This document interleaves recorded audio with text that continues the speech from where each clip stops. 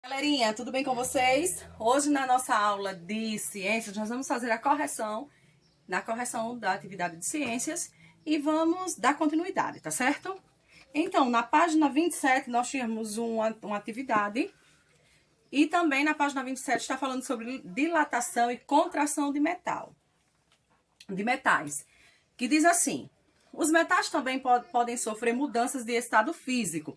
No entanto, para transformar o metal do seu formato sólido para a sua forma líquida, é necessário aquecer. Então, se ele está no seu formato sólido, para a gente transformar esse metal para a forma líquida, certo? Para o formato líquido, nós precisamos aquecer esse metal. Quando nós aquecemos esse metal, ele é chamado de... ele passa a sofrer uma dilatação, tá certo? Quando ele está dilatando, ele aumenta de tamanho, tá certo? Ele vai aumentando de tamanho quando ele está dilatando, ou seja, ele está sendo aquecido. A partir do momento que ele passa a esfriar, a resfriar, ele sofre a contração, ou seja, ele reduz de tamanho, certo? Quando a gente aquece, ele passa a sofrer a dilatação, que é o aumento. Quando a gente resfria, ele passa a sofrer a contração, que é a redução de tamanho. Mais adiante nós tínhamos aí um jogo rápido, que eu creio que alguns de vocês ficaram com dúvida, não é isso? Então tem assim: analise a imagem e marque o que acontecera com a chave. Aí tem aí o formato da porta, tem o trinco e tem a chave, não é isso? E aí, essa chave, ela aumentará e encaixará na fechadura, ou ela diminuirá e não encaixará na fechadura? Se eu aquecer essa chave, né? Se eu aquecer essa chave, ela vai aumentar e vai entrar na fechadura? Ou quando ela resfriar, ela vai diminuir e não vai entrar na fechadura? O que vocês responderam? Se vocês marcaram a alternativa, ela aumentará e encaixará na fechadura, vocês acertaram, tá certo? Então, com tudo que eu aqueci, a chave ela aumentou, tá certo? Passando assim por uma dilatação. Mais adiante, nós temos o exemplo de variações do tamanho dos metais. Nós temos o exemplo também dos trilhos dos trens, tá certo? Então, quando o trem vai passando, à medida que ele vai passando, né, aí vai esquentando. Então, ali vai havendo também uma dilatação, ok? Mais adiante, nós temos aí a foto do trem. Quando o trem passa pelo trilho, o metal dos trilhos aumenta de tamanho, ocupando perfeitamente os espaços deixados entre eles, ok? Aí tem aí verdade? Imagine uma placa de ferro que tenha um furo no centro. Se esquentarmos essa placa, ela sofrerá dilatação e o furo vai diminuir. Imagine uma placa de ferro, tá certo? Se a gente esquentar essa placa de ferro, uma placa de ferro que tem um furo no meio. Se a gente esquentar essa placa de ferro, essa placa, ela sofrerá uma dilatação e o furo vai diminuir? O que vocês responderam aí? Não precisa escrever nada não, era só para vocês, certo, questionarem mesmo. E aí, essa resposta, isso aí é correto ou é incorreto? Será que se eu esquentar essa chapa, o furo que tem no meio dessa chapa, ele vai diminuir? Não, gente, ele não vai diminuir. Isso está incorreto, porque assim como a placa, o furo também vai dilatar, ou seja, aumentará de tamanho. Então, ele não vai diminuir, ele vai também aumentar de tamanho quando eu estiver aquecendo essa placa, beleza? Tem aí uma questão para você responder que tem assim: considere os seguintes fatos. Aí tem, número 1, uma vasilha de água deixada no freezer. Número 2, uma vasilha de água deixada no fogo. Número 3, o derretimento de um cubo de gelo quando aquecido. Nesses fatos estão relacionados corretamente os seguintes fenômenos. Que fenômeno aconteceu aí? Solidificação, evaporação e fusão. Fusão, evaporação e condensação. Solidificação, vaporização e fusão. Condensação, evaporação e solidificação. O que você respondeu? Nós temos 4 opções de resposta. O que você respondeu aí? De acordo com o que você entendeu, você respondeu o quê? Se você colocou solidificação, vaporização e fusão, você acertou. Se aí aconteceu, uma vasilha de água deixada no freezer, foi o quê? Solidificação, vaporização e fusão. O que foi desses 3? Uma vasilha de água deixada no fogo, certo? O que aconteceu com essa vasilha? Uma vaporização. Um derretimento de um cubo de gelo quando aquecido. O que foi que aconteceu, gente? A fusão. Se você marcou, certo? Essa questão você acertou. Transformações causadas pelo fogo. Que é mais um tópico que a gente tem aqui embaixo. O controle do fogo causou uma grande mudança nos hábitos dos homens primitivos. Né? Isso eu já expliquei essa questão em sala quando eu estava com você, que foi a descoberta do fogo, não é isso?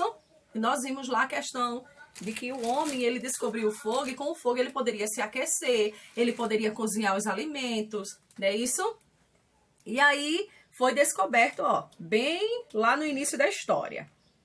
O aquecimento produzido por ele permite a sobrevivência em climas e regiões mais frias e manteve os predadores afastados. Então, quando a região é bem fria, aqui na nossa região não, que a nossa região não é fria, não é isso? Mas quando a região ela é bem fria, o que acontece? O fogo ele ajuda muito, né? Tem algumas regiões aí que as pessoas elas usam uma lareira dentro de casa, que é para fazer o fogo, né, para se aquecer em época de frio. Não é isso? Então, em sua opinião, o fogo continua sendo importante nos dias atuais? Em que situação? Para você, o fogo, ainda hoje, ele continua sendo importante? Para você, essa era uma resposta pessoal que você poderia responder, ok? Então, o fogo, em que situação? A situação eu vou deixar por conta de vocês, ok? Mas o fogo, ele continua sendo importante nos dias atuais. Porque como é que a gente vai cozinhar? Não é isso? Como é que a gente vai cozinhar os nossos alimentos? A gente sabe que os alimentos para comer, eles precisam estar bem cozidos, principalmente carnes, não é isso? Então o fogo ele é de grande utilidade nos dias atuais ainda. E em que situação? Você que coloca aí, ok? Aí tem assim, evidências de transformações. Aqui ó, página 29. Evidências de transformações. Vamos falar um pouquinho de transformação? Vamos? Algumas transformações das substâncias podem ser percebidas visivelmente na alteração de suas cores ou com a alteração de seu sabor. Podemos estar sentindo pelo paladar, não é isso? Tem até um exemplo aí embaixo, que eu acredito que vocês deram uma lida, que tem o exemplo de uma banana, né? Quando a banana ela está madura, ela fica com a casca amarelada, não é isso? E o sabor fica adocicado. Quando você descasca aquela banana que você come, o sabor, ele está adocicado. Quando a banana ainda está verde, eu costumo dizer, ela não dá para comer, né? A casca está verde e se você descascar aquela banana, se você comer, ela está meio que travando. Eu costumo dizer travando, mas aí no livro diz outra palavra. Diz outra palavrinha aqui, ó. Quando ainda não está madura, apresenta cor verde e ao mordê-la, ela amarra a boca. Sabor adstringente, tá certo? É um sabor diferente, né? De quando ela está madura. Outras possíveis evidências são os gases liberados durante as transformações. Esses gases podem ser percebidos pelo olfato. Então, quando a banana está verde, nós não sentimos nenhum cheiro. Mas aí, quando ela amadurece, a gente já sente, né? Através do olfato, aquele cheirinho diferente. Não é quando a gente coloca um bolo no forno. Quando o bolo começa a ficar cozido, o cheiro não é bastante agradável? Quando nós estamos cozinhando algum alimento, o cheiro, ele não é bem agradável, que dá aquela vontade de comer, não é isso? Então, ali são os gases do alimento que estão sendo liberados, ok?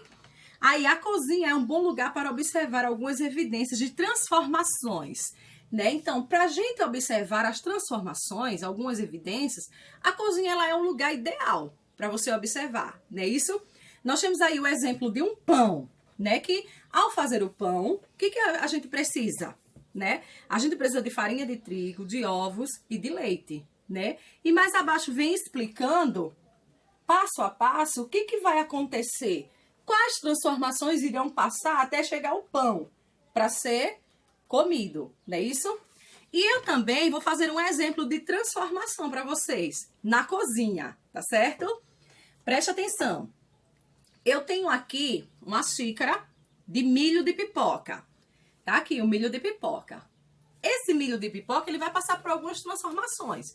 Vocês podem observar que ele não cozido, não é isso? Ele é amarelado, ele tem um formato diferente do que eu vou mostrar depois que eu fizer essa pipoca, tá certo?